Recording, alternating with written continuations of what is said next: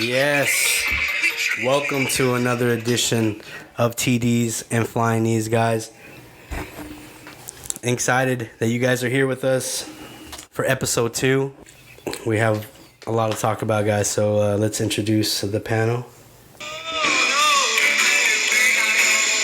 Yo, what's up? Excited to talk, and just letting y'all know the flop happened yesterday.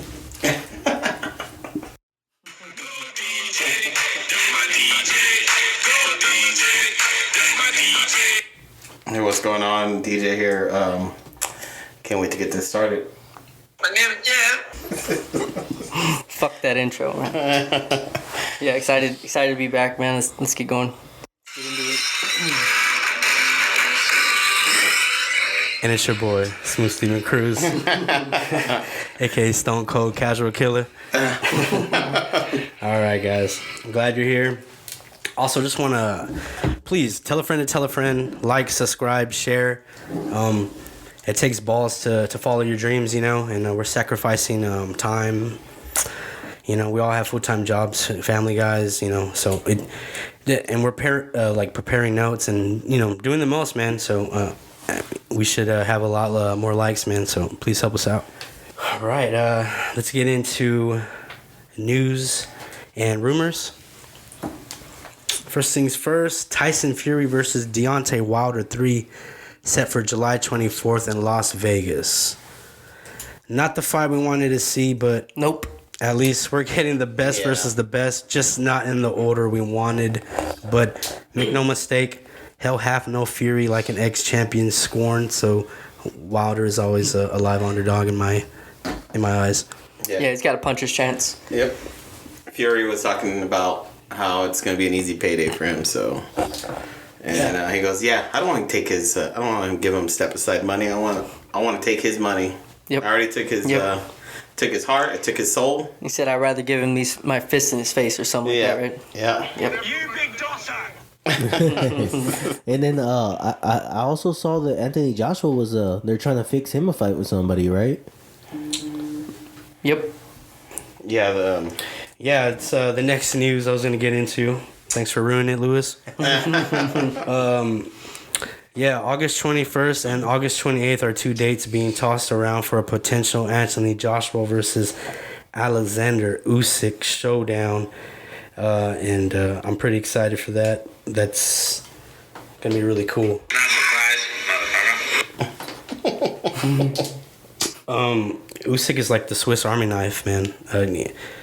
He's like a heavyweight Lobo, man. So I think he has a really big chance to upset, Anthony Joshua, man. He's really good. Yep, we'll see. I got Joshua, though. I'm just going to say that right now. I think Joshua will win that one. Yeah. I don't know. I never liked... Well, Joshua was fun to watch, but... I don't know. Sometimes he overlooks fighters, so... I mean, he overlooked that... Andy Ruiz. Yeah. That was an awesome fight. That was pretty good. I love the videos afterwards. They were great. Yeah. Nah, I just want Joshua to win. That way we can see that Fury fight. Same here, Luis. Yeah. I think that's what it is. I'm just hoping he wins, speaking it, into existence, because I really want to see Joshua and Fury. What do you think about the matchup, Steve? Like I said, it's not what we wanted to see, but it's still the best. Fighting the best, and we could have got, somebody who, we never even heard of. So Right. Yeah. Yep. it's still, we were excited for the first fight. We were excited for the second fight. Wilder's still, a pro fighter. That was his only loss. So for us to write him off like that, it'd be kind of dumb. But still, Fury did look very, very dominant, man. Yep. All right, next.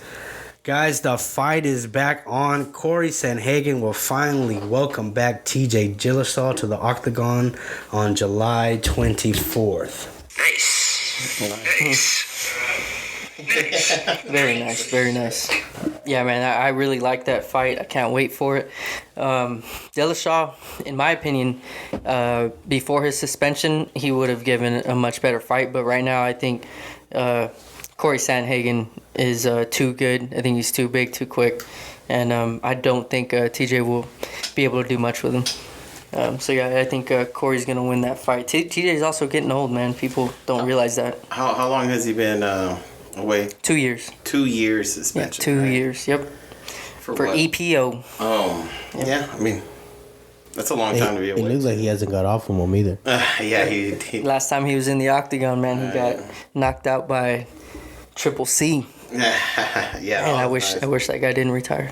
That was too fast of a fight, by the way. Yes, it was. Yeah, it was. I wish It was. I wish they would get a rematch, but Yep. just to see it again. All right, guys. Jose Aldo versus Pedro Muniz announced for August 7th. More to be announced. What are you guys' thoughts on that, man? Awesome fight, dude. Another awesome fight. What was the date on that? July 24th. The same card. Wow, awesome. Same card as TJ Dillashaw, right? And Yeah. Corey Sandhagen. That's nice, dude. I like that. Oh, a no, lot, I'm man. sorry. No, my bad. Oh, okay. August 7th. Oh, okay. I was gonna say, wow, it's a great card for a free UFC card, but yeah, I like that matchup, dude. Honestly, it's too hard for me to pick I think if it's 5 rounds, I'd lean toward Pedro to win. If it's 3 rounds, I can see Aldo winning that one. Aldo's a fast starter. He's hard to beat in those first couple rounds. Yeah, it depends on the pace that he puts on. I like Aldo. Always been a fan, but he's been in there too long, I think, and he looks like he's missing a step.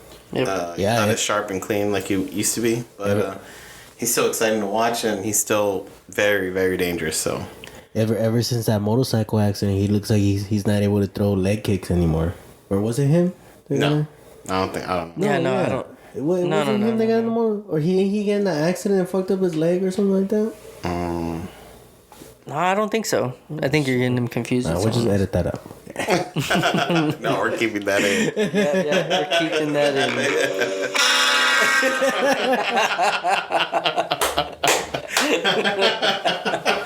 Yeah, definitely keeping it in now.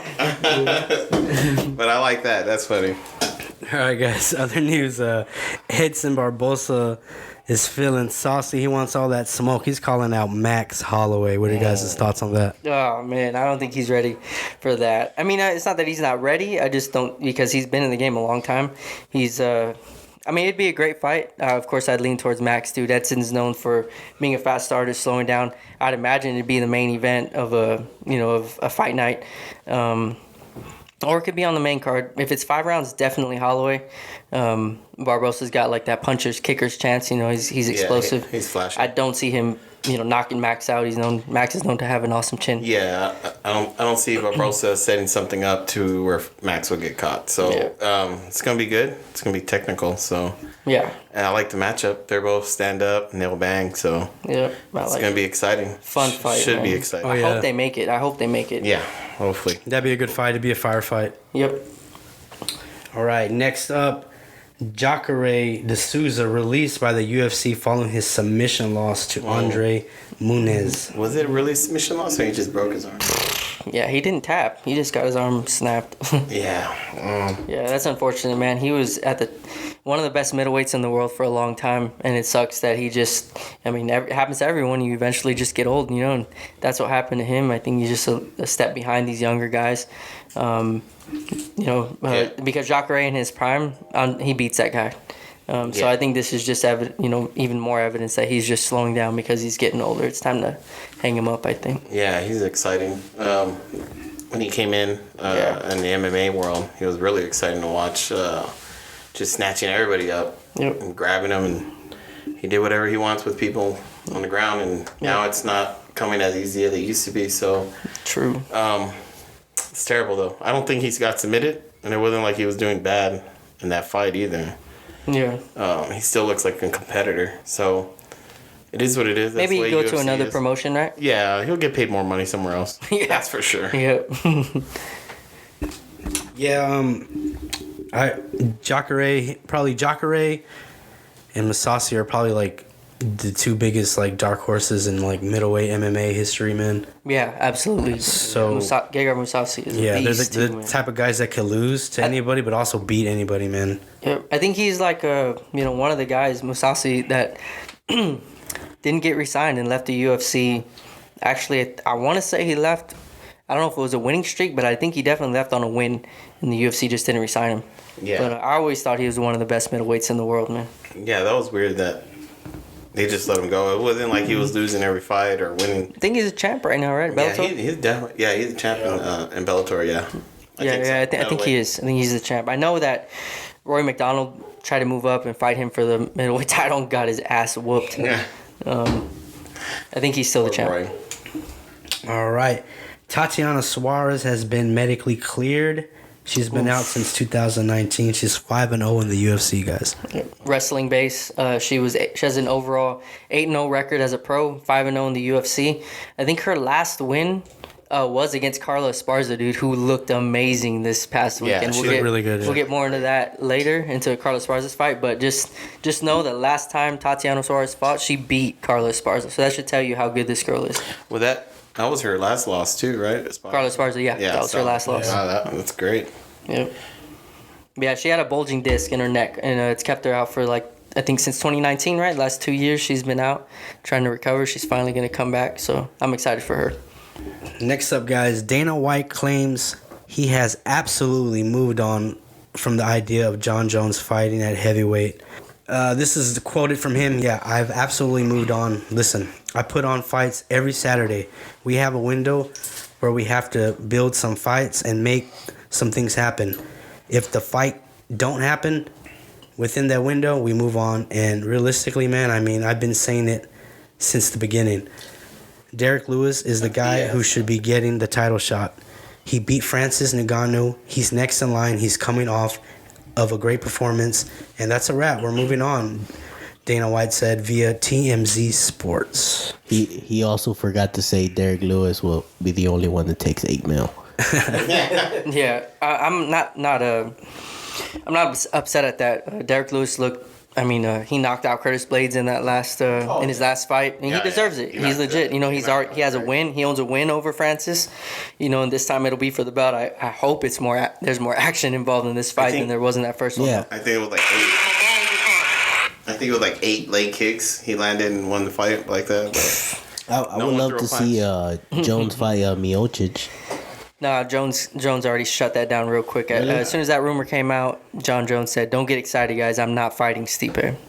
Why, you think he loses? nah, he just wants to get paid. I don't know why he said Fuck that. all that shit. We need to see John Jones versus Ngannou. Yeah. No matter what, that needs to happen.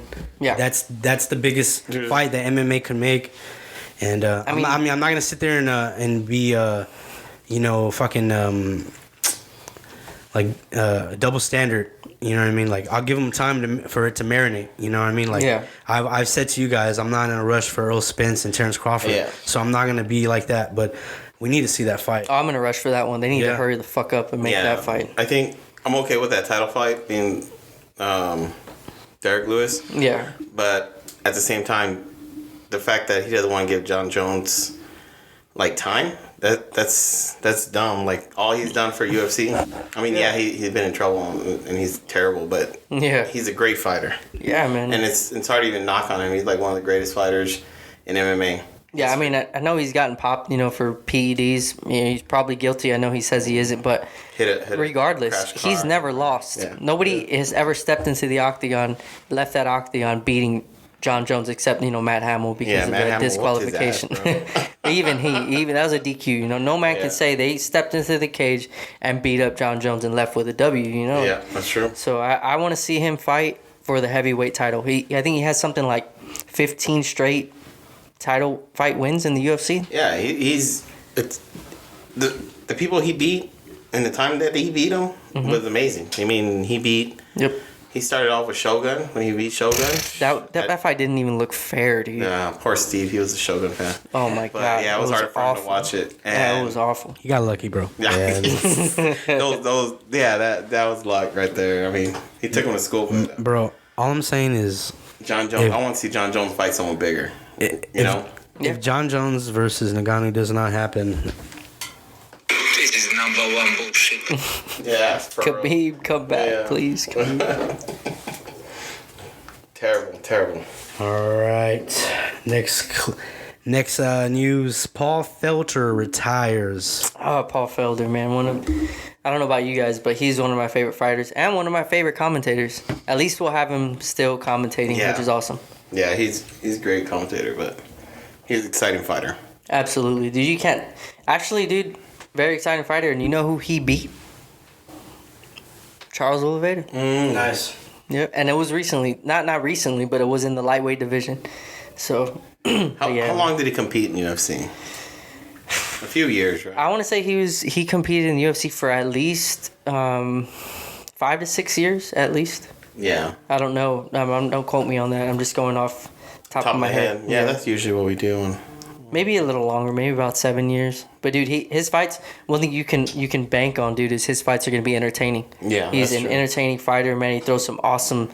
He has awesome striking, awesome kickboxing, as you can see. These Yeah. beautiful highlights right here. Throws awesome knees all the time. He fought Edson Barbosa, and at that fight, if y'all haven't seen it, that was a good fight. You guys in here, and even you listeners, if you haven't seen Paul Felder versus Edson Barbosa, definitely check that fight out. Check that fight out. That was cool. All those kicks in there was amazing to watch. Yep. Very exciting. All right, next up, Diego Sanchez cuts ties with Joshua Fabia. He's in. Fabia is I'd going cut on. ties with that guy too. Look at that shit. He's did an interview saying he's accusing Diego of steroids and throwing fights as Wait, well. Steve, what the fuck are you You can take showing one us, look at dude? Diego and tell wow. that motherfucker is not on steroids. By the way, if y'all for y'all wanting to know, we're watching a clip of how Diego Sanchez is training, and he's hanging upside down while his coach is Joshua Fabia. popping him in the head, not hard, but repeatedly, and then kicking him in the body. Yeah. It's just And the head. and the head, yeah. While he's hanging upside down, What does that teach? shirtless though. Yeah, they're both shirtless. Yeah, they're both shirtless. It's just I don't know. Yeah. Now, I wouldn't believe anything that Fabio is accusing him of. To me, he's just upset about being, fired. And I don't even understand how anybody in the right mind or how Fabio can accuse Diego of taking advantage of him. To everybody in the MMA community, it's been looking like the complete opposite. Like Fabio is taking advantage of Diego. Yeah, definitely. Like using him in OnlyFans and all that stuff. That's crazy. That is crazy. Yeah. I heard an interview. They go, "Why would you do this with your fighter?" He goes, "Well, it's advertisement. You got to advertise to the platform." He goes, "Yeah, I wouldn't advertise a fighter like that." So ridiculous.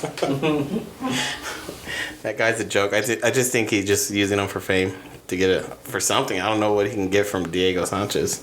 Yeah. Diego is, one of the legends of the sport. He's been around. I think he was the original Ultimate Fighter winner, right? Yeah, He won the very first He beat ever. Kenny Florian in middleweight. Wow.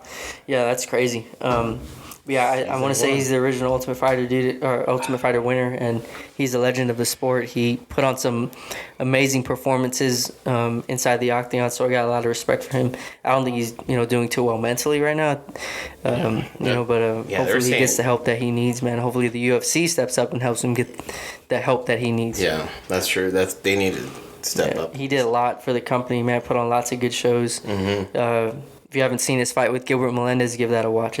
You won't be disappointed. Oh yeah, that was a good one. My favorite Diego Sanchez fight is him versus Carl Parisian. That's a really good fight, that was man. a good fight. Carl Parisian was the man at the time. Fuck too. that guy. He also fucking whipped Nick Diaz's And ass. Clay Guida, that fight was sick too. Him and Clay Guida. Oh yeah. That was another one. If you got time, watch that one too. All right, guys. Next up, Jake Paul signs a multi-fight boxing deal with Showtime Sports. Oh, he's a real deal, man. Wow, man. Hey, he's real now. Everyone's got to start taking him seriously, man. Signed with Showtime. Yep. He just brings money. That's all it is. He brings money and Prize that's what fighting. sells nowadays. Yeah. Yep. Showtime. With Showtime? Yep. So Steve, do you think he'll continue fighting, non-boxers now that he's with Showtime? Do you think they'll actually give him a boxer? They'll probably give him a real boxer on the third fight, maybe. Second Third fight of the contract, deal? maybe. I don't know how many okay. fights, but it's multi-fight. I wouldn't pay all that money to have Jake Paul sign with Showtime if I'm not gonna get some couple millions. out of Right. You're not gonna fucking sign him and then have him lose his first fight, Yeah, for sure. Good point. Yep. Yeah, man, he brings viewers, man. Like he's here to stay, guys. So just get used to it, He ain't man. going nowhere. At least it with better productions. Yes, I- I- Showtime. Yeah. I That love Triller I bullshit. love Circus. Mauro Manal. What's his name? It's Mario Lopez. No. I know who you're talking about, Steve. Yeah, I can't think of his name right off the Yeah, top. he's a great commentator, bro. Yeah. Yeah. All right. Yeah, Showtime does. He was a good commentating job. the fight this weekend, right? Yeah, he's a Yeah. great commentator. Yeah. The boxing match, he, right? He sounded annoyed the whole night too. When he was actually trying to explain the fights and everybody's fucking around him. Yeah. All right. Next up, guys, Manny Pacquiao and Earl Spencer, guys, are set to fight August 24th August 21st in Las Vegas.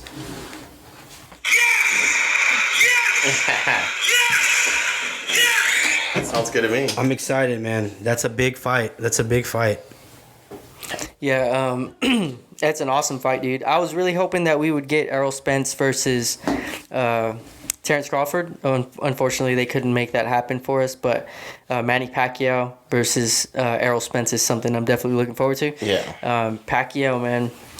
I mean, everybody thought he was gonna lose to Thurman, right? Yeah. I mean, most people thought he was Most gonna people lose. thought. to Thurman. Yeah, I picked Thurman to win. Yeah, he did. He was talking Because about he is Thurman. getting up there in age, but he proved all of us wrong, dude. So I want to pick Spence in that fight, but at the same time, man, I don't want to pick against Pacquiao again, and then Yeah. feel dumb afterwards. Well, yeah, I'll always pick Pacquiao. He's like one of my favorite boxers. Watching, I know Steve always goes against him, but Dude, his fans are the worst, dude. Yeah. Packtards are the worst. I'm sorry, bro. I'm not talking about the fans. I'm talking about his boxing. I just hate Pacquiao because of his fans, man. just I'm sorry. like GSP, just like GSP's fans, they're the worst. But yeah, Yeah, man, I'm picking Earl, bro. I'm picking that Texas boy to stop him. I think Earl's gonna stop him, and it's gonna be a passing of the torch, man. And how old is he? Oh, you like think he's gonna 40 stop him? He's like yeah, 40. he's gonna stop Manny Pacquiao, Okay. bro. He's gonna He's in- stop he's him. in his I 40s, promise. right? Mark my words. That's what I was. Every time I see Pacquiao fight nowadays, I'm just scared he's gonna get knocked out.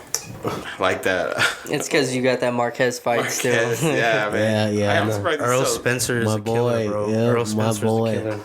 Yeah. I mean, I wouldn't be surprised if Spence won, but I don't know, man. It's hard. It's hard for me to see him stopping Manny because I mean, I'm not saying it's hard for me to see him winning. I can see him winning. It's hard for me to see him stopping him, though. Yeah, Manny is, he's one of the best to ever do it, yeah, exciting, super exciting. Mm-hmm. Great boxer. But yeah, my Great official footwork. pick, it'll be, I think when it comes down to it, I have to look more into the fight, do a little more research on it. But I don't think I'm going to pick against Spence.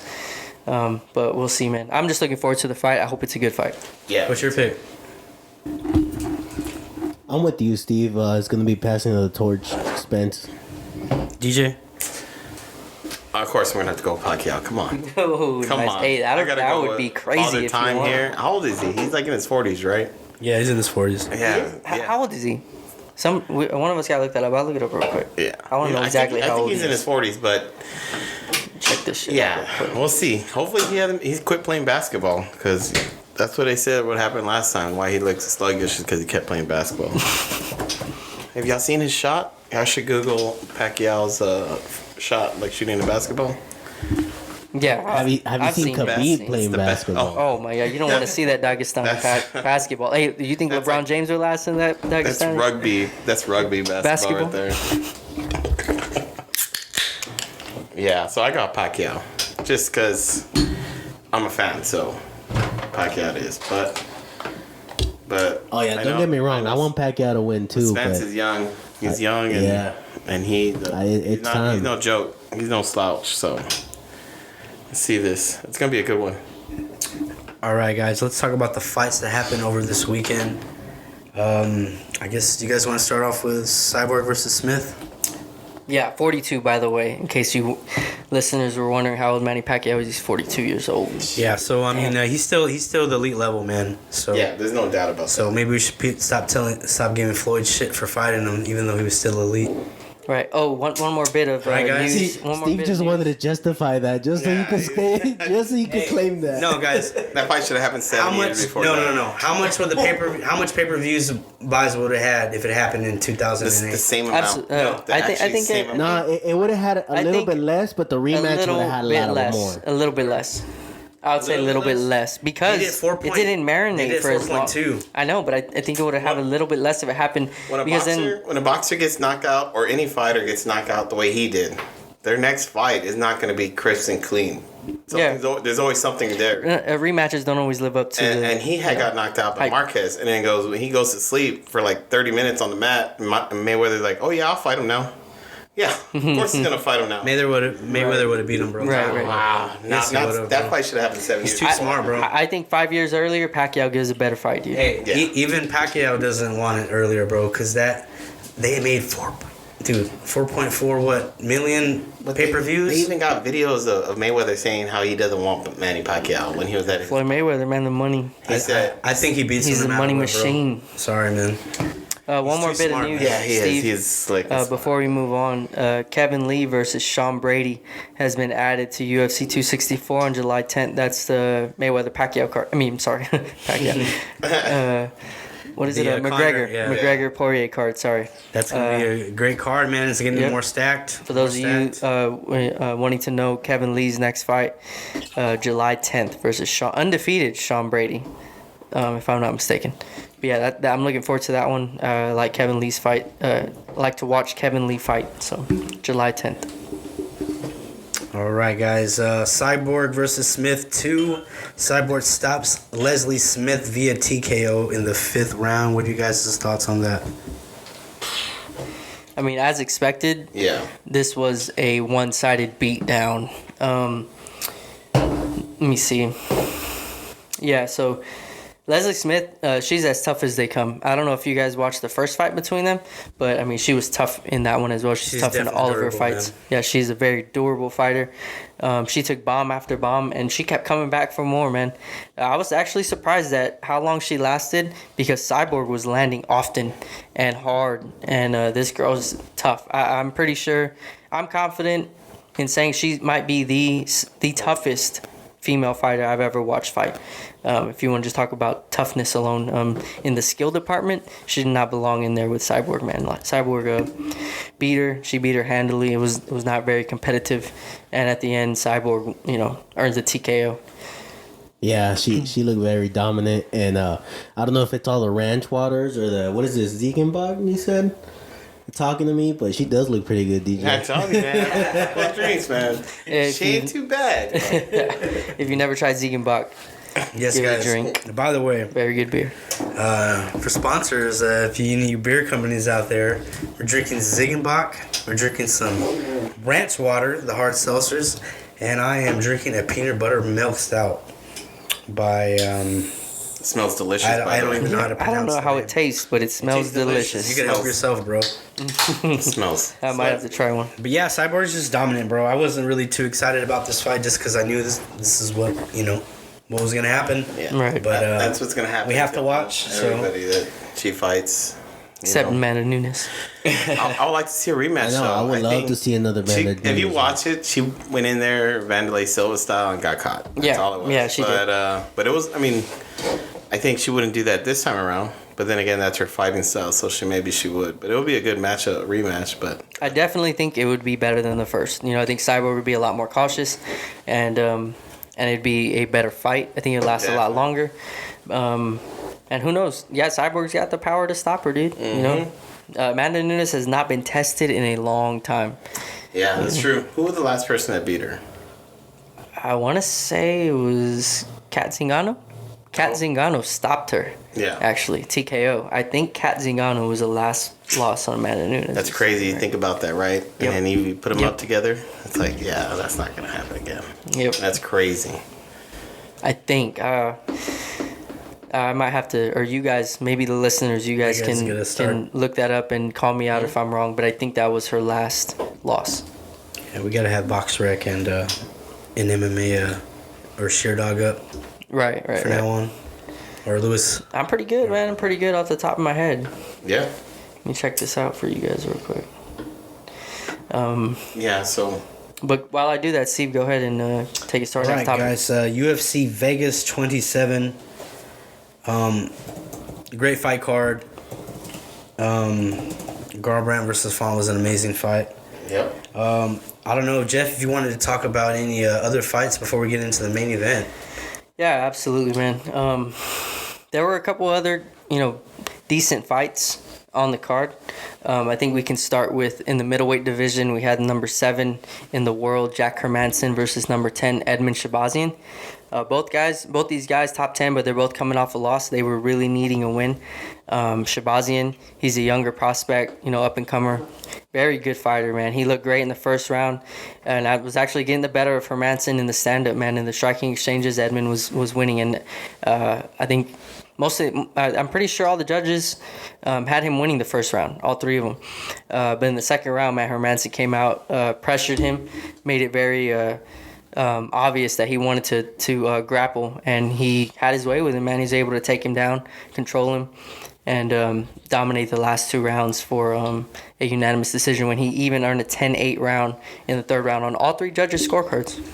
They're throwing out these 10-8 rounds too much now, man. I don't know. I agree. I agree. To me, a 10-8 round would have to be like fucking Shogun, Dan Henderson, something like that. That's a 10-8 round to me, dude. Not that. That wasn't a 10-8 round. That was a dominant round, but I don't know about no 10-8 round, man. Yeah, I think they're throwing them out also to nonchalantly throwing out 10-8 rounds. I think that there's a difference between a 10-8 round and a dominant round. I think you can be dominant and still not earn a 10-8 round.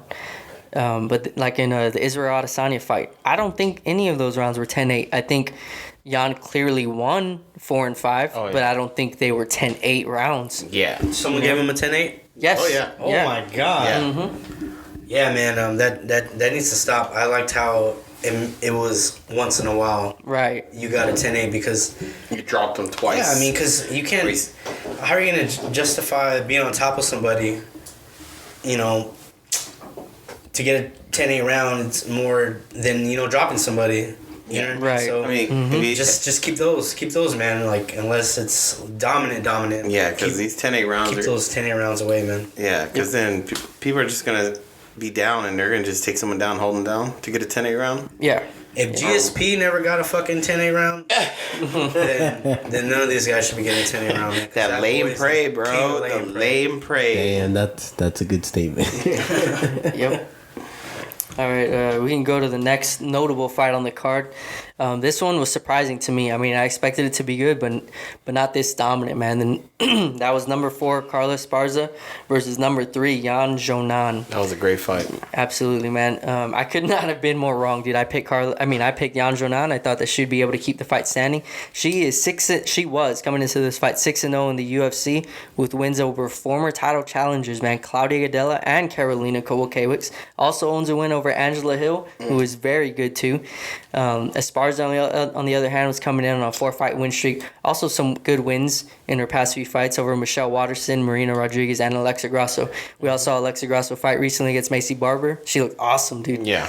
I thought Jonan would be able to keep the fight standing, and when they were standing, she was getting the better of the striking exchanges. But man, Esparza was able to get the fight to the ground, and when she did, dude, she was dominant. She looked awesome. Right off the bat, she comes in swinging, and she shot and took her down and just mauled her, and I like that. That was nice. She kept it where she wanted, right there. Mm-hmm. Throughout the whole round, right in the middle of the octagon the whole way. And then second round came out, same way. Took her down, but she gave her a punishment on this one. Second round, she advanced to a crucifix and finished the fight, man. Last time I picked a Kami. Yeah, man. Hey, Carla Esparza, she earned my respect back, bro. Yeah, do you just let her hang on and get the winner of Rose and Zhang rematch? Actually, Dana White said he doesn't know what fight he's going to make next. He doesn't know if he's going to do a rematch with Zhang or give Carla Esparza the title shot. So that'll be a rematch, Esparza and Rose have fought before, bro. And Esparza beat her. Yep. Dude, So both matchups look really good to me. Rose is a different fighter now, but I'm just saying she owns a win over Rose. She got to win over Rose. That's right. Both matchups look great to me though. I'll take both. But that was Rose with hair, right? I believe so. Yeah, I believe so. Dude, she looks so cute. Once she cut her hair, that's it. She got her powers. You know what I mean? I don't know, dude. I kind of like her without hair. I don't know why. Either or. Yeah, she told her boyfriend Pat Barry one day after practice, "Hey, this shit's getting in my way in practice. Cut it off, bro." Like just like that, bro. That's her boyfriend. She's dating Pat Barry. Yeah. Yeah. For a long time, bro. For a long time they've been dating. Lucky dude. Yeah, for years. He was like the shortest heavyweight, by the way. Dude, awesome. Watch some Pat Barry highlights if you haven't, dude. He does some awesome leg kicks. Pat Barry versus Chet Congo. That was a wild. Oh, that's heartbreaking. He didn't win, but it was a good fight. for me. That was a great fight. I think that was like on UFC on Fuel or some shit. Yeah. Fuel versus TV. One of the best comeback fights ever, right? Yeah, that's definitely one of the best comebacks. That ref should have stopped it. Yeah, he could have stopped it. He could have. There's no. Before we get into the main event, what's his name? Chris Barnett, Huggy Bear, or AKA Beast Boy, longtime journeyman, made his UFC debut against Ben Rothwell, right? Right. Yeah, I don't know what they were thinking. Why they threw him in with him like that. I was telling the guys, like, they could have built Barnett up. I don't know if he could be a champion, but they could build him up for a fan favorite, for all the fat boys to rally around. Yep. And they threw him in there with Big-ass Ben. Yes, Big Ben, and I don't know what they were thinking, man. But he did really good in the beginning, landed some like really nice leg kicks, some cool strikes, and then Ben took him down, and he just gassed. He just gassed. The man. advantage of being a veteran, man. Ben knows how to weather a storm and just how to let his experience get him through, adversity. And Yep. That's what happened, man. Smart. Played it smart. All right, let's talk about the main event: Cody Garbrandt versus Rob Font. That was a good fight. It was a great fight. I had to rewatch when I got home because I'm not a Cody fan, so that was a great fight. Yeah, I was focused on the Taylor Ramirez, but I'm glad I watched it again. It was a really, really good fight, man. Good, showed good boxing skills. Yeah, the first round was pretty close. I thought Cody would get over emotional and Font would capitalize and land the KO shot, but no, Cody was surprisingly patient. Maybe a little too patient. Too patient. Yeah, I picked Font to win. He landed that jab at will. Mixed up uppercuts when Cody started to dip his head. Landed some nice kicks. Font didn't let Cody get off any offense. Before he would flick out that jab. Like, oh man, clean 1-2s, clean 1-1-2. I mean, Cody's like, okay, I'm gonna do something. Jab. Okay, I'm gonna hit him now. Jab, do Eating jabs. It's like he resetted him. Like he was about to explode on him, and then he'd catch that jab, and then he would just stop, reset. It was a good fight. Smart. Hey guys, what about the winner getting? What about the winner of Aldo Munez getting the winner of this fight? Rob Font. I'm sorry. Yeah, Rob Font. Rob Font versus the winner of Aldo. I'm sorry, guys. I'm reading my notes, and no, you're good. Sometimes man. I go. Goes hard in the paint. Yeah, I go hard in the paint. Yeah, this fight, dude, it disappointed me, honestly, man. I expected more from Cody Font. Font walked him down, dude, and had him looking hesitant. And, you can tell Cody wanted to wrestle at the beginning. In the first round, came out, took him down a couple times, I think. I even gave Cody the first round. First round was really close. Could have gone either way. I gave it to Cody. But then after that, bro, Cody just did not look like himself. He was constantly backing up. Font was walking him down, like Steve said, landing that jab at will. And he just had Cody looking not like Cody Garbrandt. I thought, okay, fine, he's not getting his takedowns, but you know what? Cody Garbrandt, he loves to stand and throw and trade anyway, So we'll see some good offense, some good strikes, and it was anything but that, bro. It was Cody walking backwards most of the fight, Font walking him down, landing that jab, landing a 1-2, an uppercut. Like Steve said, he looked great, man. He was so good that he made Cody look like not Cody Garbrandt while standing, and that's hard to do. Yeah. And Cody looked hesitant, so hesitant when he wanted to throw. When he wanted to throw, he just looked like he didn't want to get caught on the counter. Exactly. Yeah. And he kept trying to do that dip. He tried it a couple times. That he knocked the sense out with. Yeah, I think he kept watching that highlight. Yeah, he fell in love with that. I know. He goes, I'm gonna get another one like that. Yeah. No, that dude obviously was watching his highlights too. So yeah. Yeah, he looked lost, you know. He looks like someone that was shocked of what he was seeing happening to him. And like when coming to the 5th round, he should have came out, you know, just throwing. Absolutely. But something was caused. I don't know. I just don't know. It's weird. It's not the way he fights. Yeah, maybe it was those 3 knockouts. Even though his last fight he got that knockout win, maybe those 3 knockouts are still fresh in his mind, and he's afraid. He's not the same, you know, as he was before that. He's more cautious and not as willing to trade. You know, and that sucks because that's who Cody Garbrandt is. You know, like, if you look at him at his peak, you know, he trusted the power in his hands, dude, and now he doesn't have that same confidence that he used to have. Do you think if TJ loses, we still get that matchup with him and Cody? It's possible because Cody Garbrandt is probably the biggest draw. And when you're talking about just numbers, he might be the biggest draw in the bantamweight division. For that division. Sure. The only other guy that give him competition is TJ Dillashaw. So if they both coming off a loss, yeah, book it, dude. I'll watch that for sure. Oh yeah. I got TJ though. Roy's and all. All right, guys. Next fight up, the unification bout between Josh Taylor versus Jose Ramirez. I was excited about this fight. It wasn't a firefight like I thought it would be. It was a little bit more on the technical side. But Taylor drops Ramirez with a beautiful pull counter to open up the 6th. And in the 7th, Taylor lands a devastating uppercut on the inside. Oh, yeah. And on the break. I know it's controversial, Cheap but shot. it's protect yourself at all times, man. True. Protect yourself at all times. But I would understand why he let his guard down because the referee did touch him on the arm. And, you know, he's probably thinking, okay, he's breaking us up. I ain't going to get punched. Puts his hands down and right to the jaw, bro. Drop it. I mean, that ref, I mean, he's been around.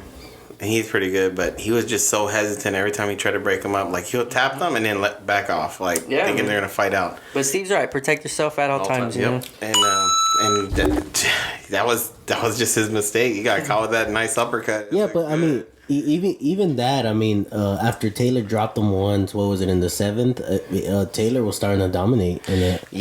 Once he got dropped in that 6th round, it was a whole different game. Because it looked like Taylor wasn't getting the best of him up until he dropped him in that 6th, which was beautiful. Yeah, I think Ramirez was had early success, right, Steve? I want to say like out of the first 5 rounds, he won 3, right? Yeah. I at first I gave him the first 4 rounds, but I rewatched it and I gave Taylor the first. Yeah, I think the first round. And I gave Taylor the 4th. I don't know. This is my second time rewatching it. I didn't have when we watched it at Lewis's. We're listening to the audio of the UFC. So right. I wasn't getting swayed, but I don't know. It's weird that I had a different card though. Yeah, no, that happens a lot when you rewatch fights, man. That's happened to me plenty of times. I love watching fights. I love breaking them down, and I love to rewatch them. So yeah, I feel the same way. Sometimes I rewatch a fight, I have it the first, or this particular round for this fighter, and then when I rewatch it, I have it for the other fighter. So, but yeah, I think in the second half of this fight, Taylor took over, and he looked like the better boxer. Man. Yeah, he looked awesome. Yeah, to me, Ramirez looked really tight. He wasn't loose. He was throwing, but he didn't have no power. He had no pop. Right. He was standing in front of Josh Taylor a little bit more than he would normally stand against, anybody. Taylor was able to use Ramirez's pace and aggression against him. Taylor looked like a matador. The bull was coming forward the whole night, but couldn't hit Taylor with the horns. Constant left hooks, pop shots and pivots. Left hand leads, ties you up. No. You ain't getting off any work today, son. And every time, from round 1 to 12, Ramirez came in, Josh Taylor would hook the back of Ramirez's head, pull him to his chest, off balance, boom, body shot with the right hook to the body. 18 fights and he's already an undisputed champion. There's talks about him fighting Terrence Crawford. I say no, he's not ready yet. Build him up at 147. Maybe give him someone like a veteran like Luis Collazo. Yeah, I don't think he's ready for Crawford either. But he is great. He's a good boxer, man. Like I watched that whole fight, and aside from that cheap shot, I called it a cheap shot because I didn't like it, man. Like I just didn't like that Ramirez felt the referee touch him. You know, like I know that you're supposed to defend yourself at all times. I get that, but he's probably thinking like you got to try to get into that fighter's head. Like, oh, this guy's he grabbed my arm. He's gonna break us up. You know. Yeah. Then he gets dropped, and after he got dropped, the fight, you know, completely. You know, the momentum was completely on Taylor's side. Yeah. So it sucks that happened, but I mean, if they were to rematch, I do think Taylor is the superior boxer. I would love to see a rematch. Yeah, it was a good matchup. It was good all around, and the exchanges, everything, the footwork. It was exciting to watch. Yeah, it was a great boxing match. Yeah. All right, guys, that's all for the fights that happened this weekend. So let's preview the fights that are going to happen this coming weekend. There's not really much going on. So slow week, but we do have a really good boxing matchup at least. Devin Haney versus Jorge Linares at the sold out Mandalay Bay. Haney 25-0, 18 KOs, puts his title on the line for the third time against former multiple division world champion Jorge Linares, 47-5 with 29 KOs. With the lightweight division being that fucking sounds super beaner. With the lightweight division. The lightweight division being boxing's most stacked division with killers like Timofino Lopez, Ryan Garcia, and Gervonta Tank Davis. And he will be aiming to impress. For Linares, it's a chance to revisit former glories. Both guys are the same height, but Devin, make no mistake, Devin is a big 135er. I wouldn't be surprised if we see him at 147 sometime in the future. Jorge is smaller, man. He started his career at 126. Wow. But he is coming off arguably some of his best performances, all of which have been southpaws. This is Devin Haney's first big step up, his first formidable opponent. My pick is Devin Haney. I think his youth, athleticism, and his ever-improving boxing skills will get the job done. But honestly, the question is not who will win, but how. How Devin Haney will win. He needs this knockout. He needs it. There's lesser guys that stopped Jorge Linares. He's one of the guys that thrown in the mix with those other guys I mentioned earlier, the Tanks, the Ryan Garcias. He needs this knockout, man. Did Loma stop Linares? Oh, man, I have to look it up. I think it went to decision. Yeah, because I know Linares dropped him. I watched that fight when it happened, and I became a Jorge Linares fan, man. So, yeah, this fight is hard for me to pick, but I'm looking forward to it. Thank God that, there is a good boxing match this weekend, because with a weekend with no fights, man, I don't know what I'd do with myself, honestly. Yeah, it's been looking crazy. We've been spoiled with good fight weeks. We have. For a while. We have. Almost a whole damn pandemic we're spoiled with good fights. I mean, last month with one on Wednesdays, like midweek fights, that was pretty sweet to watch. Yeah, and then Fridays, there was one on Friday too, or something like that. Yeah. Yep. Well, it's going to be a good fight, guys. I can't wait to see it. There's also another boxing fight happening. I believe it's on Showtime. Hall of Famer, future Hall of Famer probably, Nonito Donaire versus, I can't say his name, so I'm going to let my iPhone do it. Hold on. Nordinobili. Yes. Him. That sounds about right. He's 17-0 with 12 KOs. It sounded like when Kawhi was in that commercial, that Undoubtedly or whatever that was. Donaire is 40 wins and 6 losses, 26 KOs. It's a long-awaited title bout between two-time Olympian Oh, man, I'm going to let it do it again. Sorry, guys. You guys need to have easier names. I'll make up nicknames for you guys. What's their fight name? I don't know if he has he needs to get a fight name, right? Nordinobili. Yeah, whatever. And Nordinobili for the bantamweight world title. Mexican. I like it though. Yeah, he will be defending his title for the third time, and 4 division title. See, this is what happens when you write notes, man. Yeah. But anyway, this fight was supposed to happen in December, but it was postponed. So it's long awaited. And then Nonito Donaire is future Hall of Famer. He came around like that Manny Pacquiao era, so people were billing him as the next Manny Pacquiao. He has fast hands, good power. You know, but the boxing world thinks that the guy who I can't pronounce his name is gonna win, but I kind of think Nanita Donaire could turn back time, man, just this one time. Is this on the same card? No, different card, man. Unfortunately. This is on Saturday too? Yeah, I believe wow. this is on Showtime. Are one of these early or are they at the same time? Nah, one of these. I think one of them starts at 5. I saw. All day boxing. Man, I wrote like a paragraph to write. And Boxing, I don't man. understand. It's gonna be a boxing weekend. Oh yeah. Well, isn't there a UFC match too? No, there's no UFC. No UFC card. Wow. But there is a one championship full blast. But shame on you, one championship.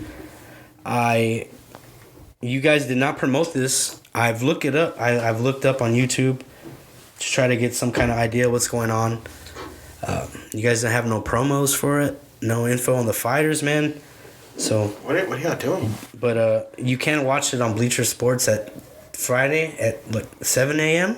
I think it's live. Yeah, I knew it was gonna be super early, man. Yeah, so that We were gives me spoiled with those Wednesday night cards for a while. That gives me a reason to drink that early, so that's Damn, that's 7 a.m. awesome. yeah, the main event is It reminds me of the World Cup games. Yeah, so World Cup.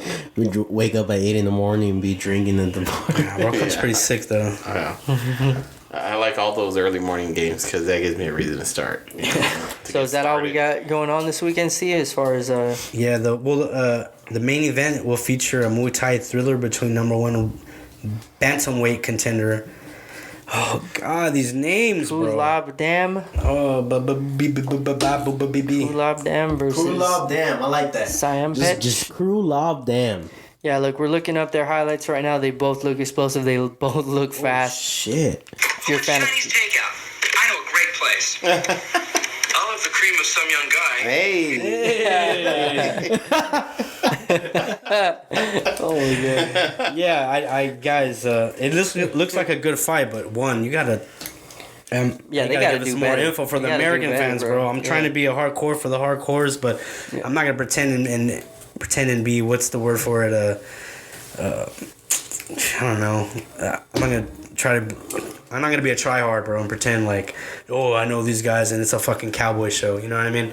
I'm trying hard. I'm trying hard to give the fans this, but there's also some CFF 96 going on Friday, and then Saturday a CFFC 97. So I think those are on Fight Pass. A bunch of local shows too, I guess, if you need your MMA fix. But if not, guys, I promise you that the Devin Hayden Jorge Linares is going to be a good fight, and also that Nonito Donaire. So Right. get your fight fix. I guys. watched that. It's early in the morning too. If you want to have a reason to. Some fights are better Crack than one no open. fights, you know. But don't get me wrong, man. Devin Haney, Jorge Linares, that's not just a nobody fight, you know. Like I'd watch that fight if there was a UFC card. You know, Yeah, I'd make we're- sure to have a double screen for that one. We're probably gonna watch it and have like a cornhole tournament or something like that, you know. Let's do it. I'm the Mayweather Khabib of cornhole. I've never lost. I've been practicing. Never ever lost. Down low. Undefeated. You're undefeated? No matter who my partner is, I carry them to a dub every time. That's right. I'm his partner. Shut up. Yeah. You should see. I got a sound, you I should got a see sound Jeff's bite for back. Jeff. But you can call me the can man, because anybody can get it. Africans, Americans, Dominicans, Mexicans, anybody can get it. That's Jeff on Anybody. cornhole, bro. Jeff, he when we play cornhole, he puts out a back brace because he usually has to carry his partner. So I'm just kidding, Luis. You do great. You do great. Hey, every good player needs a shit talker, bro. I get in their heads, Yeah, that's bro. right. He's the I'm in hype their man. heads He's before the the hype match man. even starts. He's the guy that waves the towel in the background. All right, guys, let's talk crossover fights, crossover promotion fights. I mean, Yes. you know, in a perfect world, it would happen. I would love to see. I mean, even from my early days, me and DJ going to Buffalo Wild Wings and watching the fights. Back in the day, we talked cross promotion fights, man. We wanted to see Pride versus UFC. Yep. You know what I mean? And then later on, when Strike Force came, we wanted to see Strike Force versus UFC, and Or Pride or yeah, you know, just everything. There was Elite XC first, actually. Affliction. Yeah, Affliction. Oh, Elite. Yeah, that Elite was good but too. you know, Then when the UFC bought out the WEC, right? And they all came over. Yeah, WEC. Yeah, they all came over. We got UFC to pretty finally much- see them. Yeah. Yeah. Some of the fights we wanted to see. It was all under UFC though. Yeah, yeah. I would like crossover fights. You know, with Pride rules. Those Pride rules are amazing. I love Pride rules, man. It's just because, you know, I know Jeff was getting me when I said that the UFC rules is limited. Right. And he's like, "Oh, boxing is more limited." You're right. It is a way more limited, but just for like because UFC used to be billed as real as it gets. Well, MMA, Yeah. right? Or actually UFC too. You're right. Early days, you know. You know, and it just I think the Pride rules are just way more realistic for an actual fight. Right. You know what I mean? Right. There's no gentleman code in a street fight, like, you know what I mean? Like, Yep. yeah, I'm not gonna trust the guy who I'm fighting. It's not gonna deck me while I'm down. So where do you draw the line? Like at eye gouging and No, nut like shots? I think the Pride rules were perfect. Crouch gouging. Even how they do the yellow card system. Yeah, they like- do Wait, from but the in Pride stalls. you could nut shot, right? No, you can't do No, that. I wish. I'd been. So nut shots, but in early UFC you could nut shot, right? Yeah, early Yeah, UFC, I think. in early UFC you could. just no there's just fish no hooks. fish hooks. Shit, you could also Eye fight with gouging, shoes No on, eye right, gouging, too? right? Yeah. And no biting, right? Like, Yeah, I've seen what's his Ken Shamrock headbutt the shit out of Gracie. Yeah, his eyes like, was freaking yeah. huge. It looks like Oof. Mark Hominick when he fought Yeah, that Hal. was like- Remember that? Yeah. I think it was their way of making it more like suitable for TV, you know, like not so barbaric, you know, like they had to add some rules to make it marketable, more marketable to like a younger crowd. When UFC came out, there was, like I said, minimum rules: eye gouging, fish hooks, and I think biting. And then it came out with, like, first two fights, I think, and then people were banning it. Like New York City banned it, said it would be illegal to have UFC because of all that stuff. Yeah. And they barely They barely lift that ban. Yeah, Madison. I think it was like a few years ago, dude. Madison Square Garden had their first card. That was boxing MMA. doing. Boxing Yeah. stopped it. Yeah, Boxing was that's stopping definitely it. with all boxing getting Oh, because that they were picking up steam. Yeah, and That's the prestigious Madison Square Garden. Yep. You know, That's prestigious a like holy Muhammad Ali. You know, like Ain't that where Connor became double champ? yeah, I guess Yeah. Madison yeah. Square Alvarez. Garden, right? Yeah. Hey, we watched it at your cousin's house. yeah, He ordered it on that little TV, and I told him to order in HD, yeah. and he didn't. Check this out. We watched it on a $10, TV like bro, this come size, bro. And then the picture was even smaller inside. Oof. And I was like, dude, you couldn't dish out the $9.95. Wait, no, wait. Which Yeah, one it was this nine one? That was extra the bucks. Connor and the Alvarez. Alvarez fight. We watched it in Oh, your cousin's house. Not my cousin. Nah, that's your cousin, bro. No, that wasn't my cousin. It's not your cousin. Oh, it's not that cousin. It's not your cousin. No, that's not my cousin. Oh, okay. But anyways, Real quick, guys, before we get into that, the ONE FC president said he would welcome a cross promotion with the UFC fight. that'll be beautiful. I saw that on Instagram. Too I bad know it wasn't Dana in White the notes. is a but- little money. Yeah, he definitely Right. wouldn't. They know I was saying no right away. But maybe, guys. I mean, he cross promoted with Conor McGregor. Conor Right, McGregor right, Promotions. I used to hate. I hate how Dana White just. You know, he's all about fight fans this, fight fans that, and then he just goes and just pops everybody's balloon when something like that comes up, and he's like, no, if it's not under UFC umbrella, UFC contracts, you know, it's all contracts bullshit. So he ain't even a fight fan. He's a money fan, and you Yeah. know, it's a coward. It's a coward thing to be. Yeah, I would honestly be more interested in Bellator UFC fight card. I mean, don't get me wrong, there'd be a few one championship fighters, MMA fighters that I would like to see. Christian Lee being one. Rainier DeRitter, I think is his name. DeRitter. Another, I think that guy, he is. I want to go ahead and say, dude, he is the best middleweight in the world. Obviously, I'll never get to see him fight against the UFC middleweights, but I really do think he is. His last performances were amazing. He's so dominant. He looks good. I like that style of fighting. People like striking, things like that. I like people that grind people out and actually take them down. He looked like work. Something on He looked the like a ground. middleweight Khabib, bro. Yeah, I man. was about to say that middleweight Khabib. Yeah. He looked.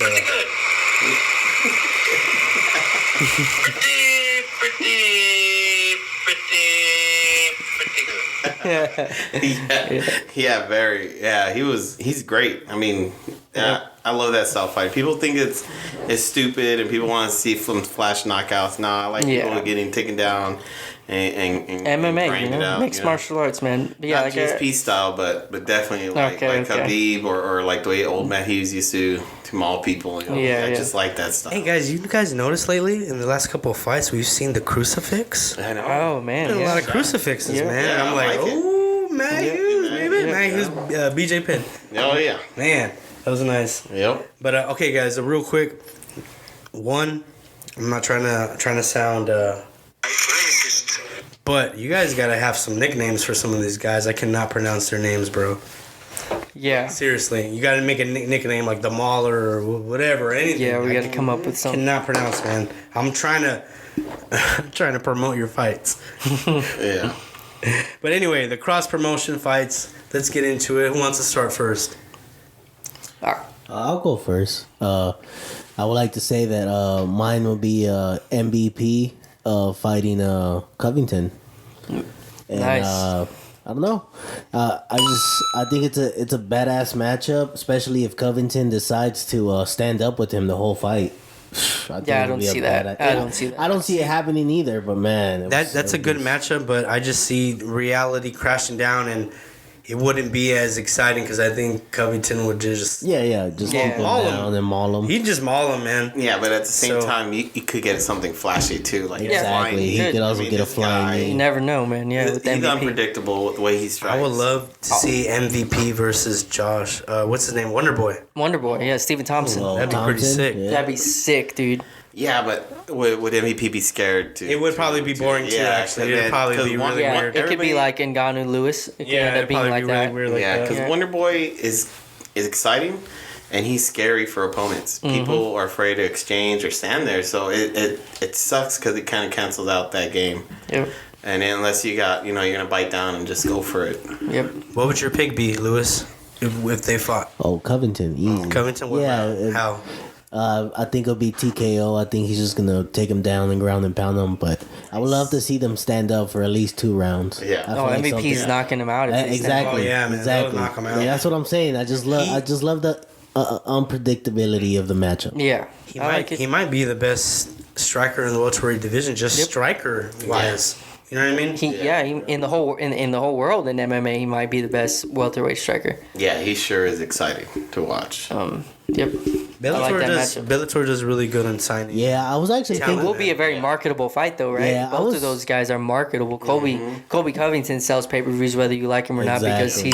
he's taking on that heel role, and people hate him. People just want to see him lose. And MVP's, marketable because the guy taunts his opponents mid-fight. He's got some of the best highlight reel knockouts that you'll ever see. And he's not ashamed of cracking your skull in and throwing a Pokeball at you. Oh my god, That was one of the most that was sick, dude. devastating knockouts. Oh my! Ever. I mean, it wasn't even a knockout. That poor guy was conscious, feeling all that pain. He cracked the skull, man. That's insane. They said he had to wait till he healed to fly because And of the pressure.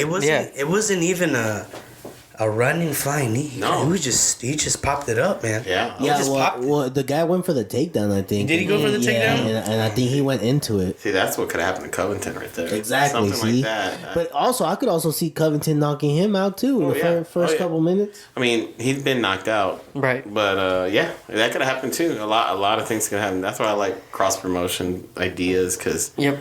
man, you just never know, and we will never know. Yeah, I we'll wish, never man. know. So I in wish. Luis's matchup, I'm with Luis. I'd pick Covington, but I would have him winning by unanimous decision. I'd have Covington stopping him maybe like in the second, man. It'd be a ground and pound or a rear naked choke or something like that. Yeah, I can see that for sure. I don't think he could handle that kind of elite level wrestling, bro. Because it is elite level. He's an elite level grinder. I mean, he will put it on you. He won't give you 1 second to breathe. He will not get tired. Yeah. Yeah, I think I always like going against y'all guys, though. I'll take MVP just because if he does show up and then that would happen if he wins, that'll be What are you doing, flying knee or Yeah, yeah, probably no, maybe some crazy elbow. Yeah, or something like an elbow uppercut. I don't know. That dude's Head weird. kick like he just did to Derek Anderson. Yeah. Fucking broke his nose. Crazy. He's a crazy striker. So we got 3 for Covington, and DJ's going with MVP in that one. Yeah, Fun matchup, man. I that like would be a fun matchup to watch. All right, next up, guys. I guess I'll go next. I got my cross promotion fight. There's a bunch of them I'd want to see, obviously, but I narrowed it down to. I got Dustin Poirier, the number 1 ranked UFC lightweight, against Bellator MMA featherweight and lightweight double champ Patricio Pitbull. This guy's known for talking so much shit about. He knocked out Michael Chandler, and then Michael Chandler came over here and knocked out Dan Hooker. So, Pitbull's over there in Bellator celebrating, Chandler's win. Like, if he did it, Chandler knocked him out, but I knocked Hooker out, but I knocked Chandler out. Don't forget, trying to live through Michael Chandler's success. And I didn't like that at all. Like, if you think you're the best in the world, come fight the best in the world, because the best in the world are in the UFC, especially in the lightweight division. Those guys are killers. That division, yes. Yeah. So I'd want to see Dustin Poirier fight Patricio Pitbull, and in that matchup, I obviously had Dustin Poirier by knockout. Ooh. Yeah. Yeah, I think I'll go with Poirier. His striking is great. And, man, that'll be an exciting fight. Just nonstop action. Yep. Just the pace would be crazy. I could see it going 4 rounds maybe before those that jab and that boxing skills would kick in on start wearing him down. But, yeah, that'll be a great matchup to watch. That'll be good. Yeah, I'm with you guys. I got Poirier too, and I got him on decision, but if he does do a knockout, I say it's gonna be in the late round. Nice. I guess I'm gonna be different, man. I'd pick Pitbull. I've never really been a Poirier fan. I think he's good, and he has probably the best boxing other than Max Holloway in MMA. But I think he's better, right? Because he beat him twice. He beat him twice. Yeah. Max just look a little bit more nicer. Yeah, I think honestly, I think Max is. I don't think if you just go out their skills, I think Max is better. But since Poirier is so much bigger and more powerful, I think that's why he beat Max. Kick to that punch. I don't see the defense like I see. Yeah, he Holloway. does. He does eat some hits. That's true. That's a little bit more important, man. Yeah. You don't wanna get hit. So, but I don't know, man. That's a good matchup. That's a really good matchup. To me, that's a 50-50 fight. And but yeah, I think I'd pick Pitbull, man. Okay, DJ. I got middleweight and light heavyweight champ from one, Riddler. The Ritter. The Ritter. Yeah. Versus Robert Whittaker. I would say Adesanya, but I think Adesanya would get mauled by that guy. Yep. The reason why I like Whittaker he'll be more action and he'll be more competitive. Because Whittaker does have a little bit of defense, ground defense, takedown defense, but the stand up would be fun to watch too as well on both sides because his stand up was okay. Riddler, but but obviously Whittaker would be better on the stand up, but it'll be a fun fight. I think that'll go a 5-rounder. It'll be a war. You don't think Izzy has better takedown defense than Whittaker? Not that guy. I that matchup does sound cool, but I think Izzy would just be better, man. Izzy would be better, but it wouldn't make it to the ground because Izzy would probably finish it if it gets caught. I don't know, dude. I don't see Izzy defending. That guy. He is the light heavyweight champ as well, which means he's a big dude. Yeah, take big guys on that. And Izzy, we saw what happened to him against Jan. Jan is not known, for being elite pretty much anywhere. Yeah. He's good everywhere, but he's not known for being, he's elite on the ground or he's elite striking. Yeah. And Jan got the better of him striking and on the ground. Yeah. Yeah, I got him. I'd go with the Ritter in that fight. Yeah, I go with, taking him down and. I don't think it'll be I would see a split decision, but I'll see it leaning towards the Riddler. So I don't even see a close fight. I see him dominating that division. Yeah, that's a clean UD, man. That's a clean all 5 rounds. Yeah. Yeah. Oh, yeah. Against Izzy, I said that. Izzy. I was going against Izzy. Whittaker. Even Whittaker, I think that's even easier, bro. I think that's an easier fight. Same for me, Izzy, that's why Whittaker's way easier than. That's why when you picked, I don't know if when it's you picked Whittaker, I'm like, You serious? Hey, Whitaker looked good on his last outing. He's looked very good in his last three fights, I think it's been. Yeah, he looks like he's back to his normal self. You know, like he's back on his rhythm. Yeah. So right now, if the fight would happen, I think he's the only middleweight in the world besides De Ritter that gives Izzy a really good fight. Maybe Musasi could, but he's obviously over in Bellator. But yeah, man, I think I want to see that. I think there's a reason why Adesanya wanted to fight so quickly after Whitaker's last performance, because he don't want to fight Rob again, dude. Yeah. I really don't think he wants to. I think he sees Vettori as being a much easier matchup for him to get another title defense under his belt, or another title defense of his belt, and I think he knew it. This is too soon to fight Rob, and I know Rob won't fight me, so I'm gonna demand this date so that I don't have to fight him again right away. I think it was smart because it was smart. When he fought Whitaker the first time, Whitaker just came back from 2 back-to-back wars, and those were some brutal beatings. Oh, against Romero, right? Yeah, and that's a toll, Yeah, it took a toll. And who knows what it did to him. Because he didn't look like Whitaker when he fought Izzy. I don't know. It looked like he was hypnotized out there. Well, I mean, he was fighting good. It was a close match. I mean, it's not like Izzy was dominating that much. No. Izzy just caught him.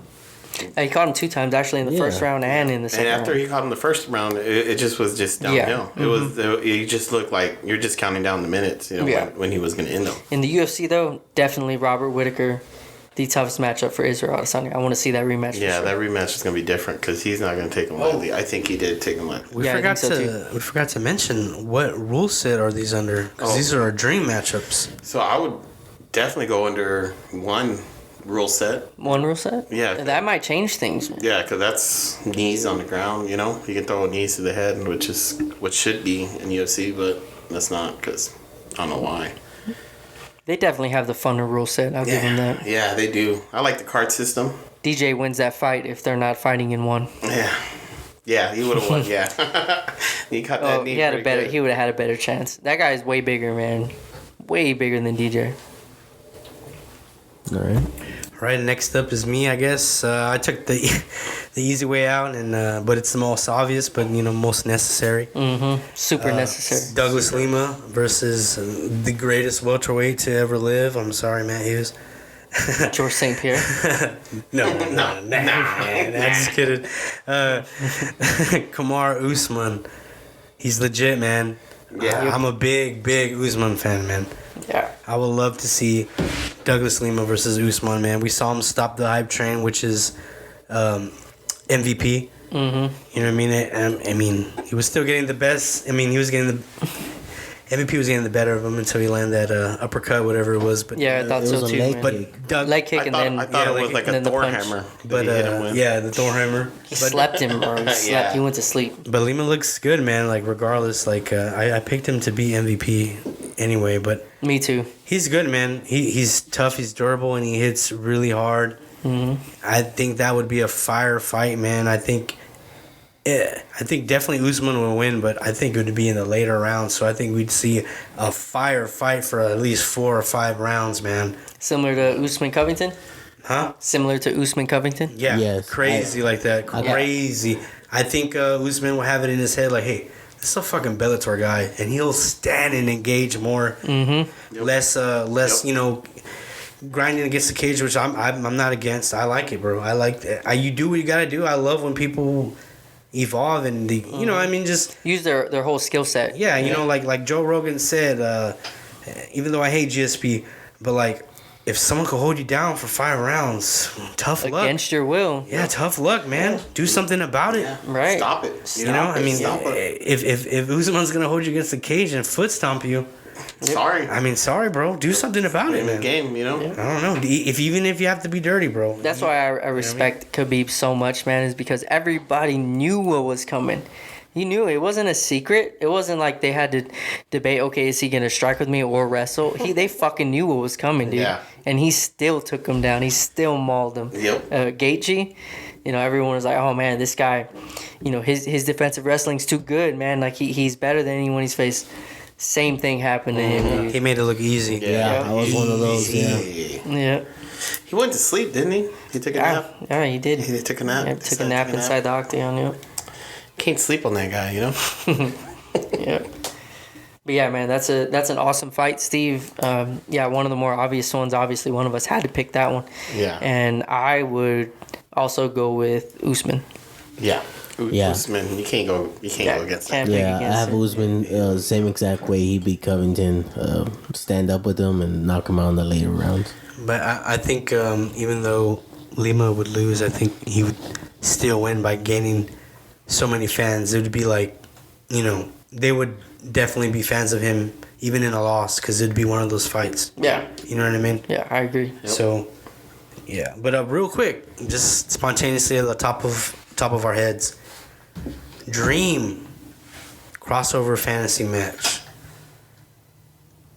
Retired, active, whatever. Ooh, this Just one's like- so hard for me. Dude. Because I'm going to say it already, and DJ's going to get mad because he probably wants to pick it, but it's going to be Fedor versus Randy Couture. Yeah. That one. I mean, that's just, but I mean, that's probably like the biggest fight that never happened, man. So even if their career timelines don't line up, like say somebody who is like this is not my pick, but say someone wanted to pick prime BJ Penn versus prime Conor McGregor. Yeah, you're just you doing know, prime. Yeah. yeah, you could do whatever you want, man. Okay, all right, cool. That's not my pick. That's just the fight I've always That's the wanted fight to see, man. And coming in close now is Ngannou versus Jones. I need to see it. Yeah. I need to see it. Right. Yep. And it's like, man, that Fedor and Randy Couture fight was just, man, we always talked about that, right? They both took out the then- who's who, man. Yeah, They and- took out the who's who, man. And then Affliction was going to set it up, remember? And then Josh Barnett ruined it because Yep. he tested positive. Yeah. They had to scrap everything. Yeah, but man, that would have been such a great fight to watch at the time. I'd still watch it if they I both know. came out of retirement. Oh, yeah. Or they're not retired, but I'm off the or top. Randy is. Off the top of my head, I'm going Usman and GSP. Oh, That'd be awesome. that would be That's great. that's That'd awesome. be amazing. Yeah. So off the top of my head, I would do Adesanya versus Anderson Silva. Oh god, And prime though. Prime. Okay. Before the leg break. Okay, cool. And the shake. that's another awesome one. That'd be That's sick, putting the bro. pressure on me, bro. Ooh, man, that Hey, was wait, such- what rules? Oh, definitely Pride. Pride rules. Mine would definitely be pride rules. I need to see the soccer kicks and see some face stomps, Yep, baby. yeah, definitely some. Ooh. I'll go to Anderson Silva for the win, though. I mean, I know they fought each other, and Anderson, they went what? They went the all rounds, Yeah. Yeah. Yeah. It was unanimous. and even an old Anderson Silva stood there with Adesanya. You know, just the fight before he won the belt. Mm-hmm. Yeah, Anderson Silva would have probably taken him in his prime. That would have been a great fight. Great. And you guys took all the good ones, man. I mean, there's a bunch of other good ones out there, but off the top of my head,